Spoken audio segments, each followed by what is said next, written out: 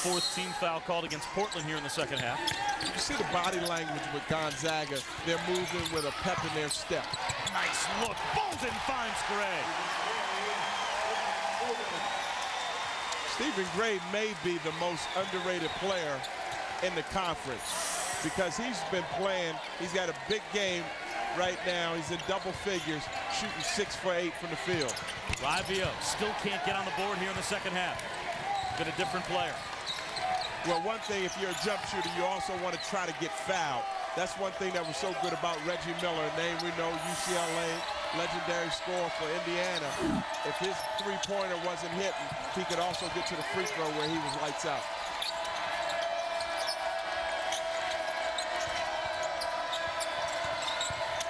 Bolden on the drive. Strong move by Bolden, plus the foul. He has been the complete package tonight. Well, Bob, I'm going to give it to you like this. They talk about Pargo being a pro prospect in Austin Day, but this young man right here has pro talent to me. Good job to pass, and then in traffic, he's strong, looking like a young Dan Marley. Look at that strong body, can finish. He's got some heart. Got a chance to talk to him today. I said, what's something that we don't know, the media doesn't know? And I thought it was something on the basketball court. He said, well, me and Austin Day are shopaholics. I said, oh, okay. I meant basketball, but he said, yeah, the three of us. We're shopaholics, and also Jeremy Pargo. He said, I don't shop like you guys do, though. I don't think Matt's been shopping for many hair products, so. He's got 22 points. The foul, by the way, was on Raivio. That's his third. He can play. Knutson inside, comes up short again. Heitfeld the rebound. Gonzaga starting to pull away. Well, it starts on the defensive end. They've been able to cut off the water. Day plus the foul. Big time play. Smelders cheated over the top, going for the steal, and that gave Day the lane. Well, good strength right here by Austin, and then finishing the double pump.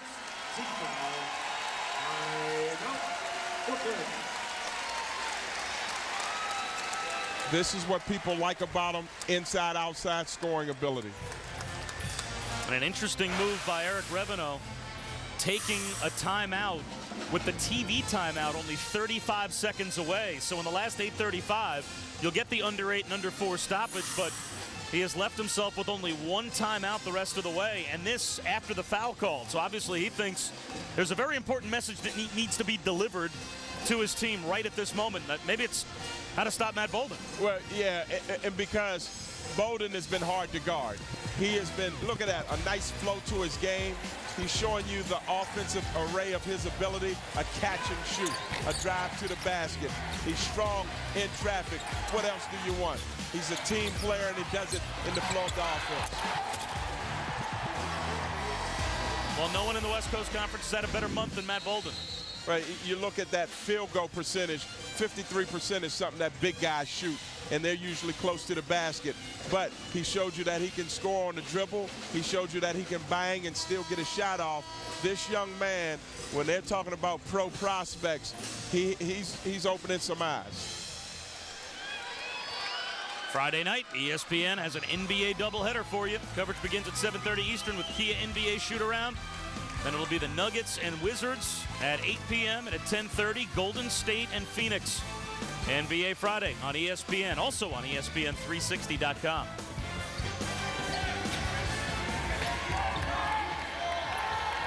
So you're looking at who Bolden could help when it's time. If he keeps developing, the Wizards can use some help. Day completes the three-point play. 4 different Bulldogs in double figures. Way short on the 3-ball attempt was Stoll.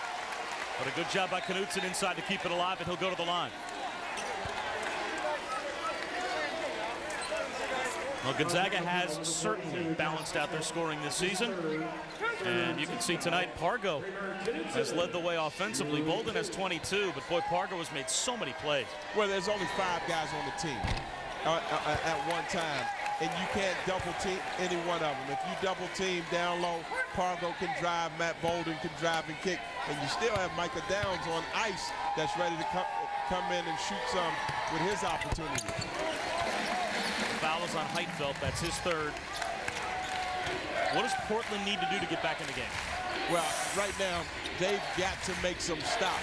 But they've been playing hard. There's really nothing you can do about just better talent. When you've got the elevation, Josh Heitfeld down low, there's nothing you can do about that, the second effort. Well, there's the elevation and the height as Day gets the tip follow. Yeah, Portland hasn't played bad. They had some turnovers, but eventually you're seeing that Gonzaga is laying down the hammer.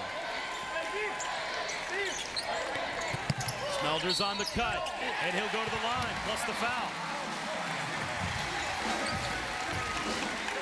This is where Austin Day, Pargo were talking about they weren't going to look past this game like they did last year. Only Day's second. Someday Austin Day might find himself in the West Coast Conference Hall of Honor. It has just been established this season, and if you're a West Coast Conference fan, some amazing names being inducted as part of the first class.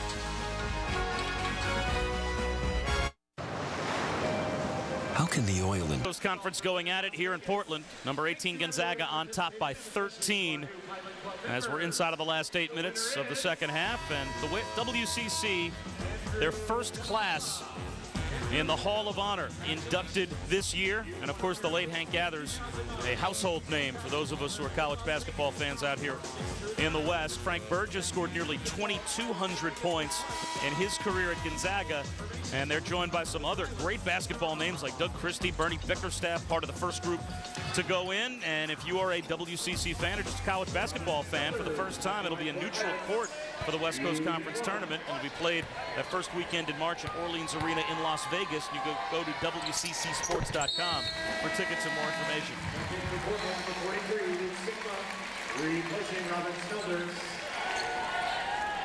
Snelders heads to the bench. Sigma comes back on. Now the game is a game of run, and for the Pilots, they've got to get on an 8-0 run, a 10-2 run. So you got to get a stop right here, and when that ball goes up, make sure you get the miss. Day splits the double team. Ball movement makes its way right back to Day. And there's a turnover.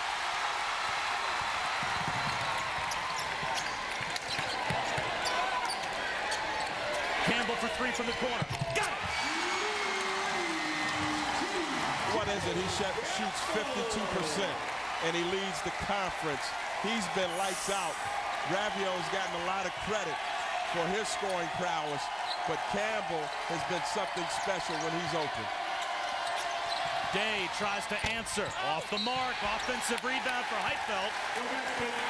And they'll call Heitfeld for over the back. That's his fourth. It's a big possession right there.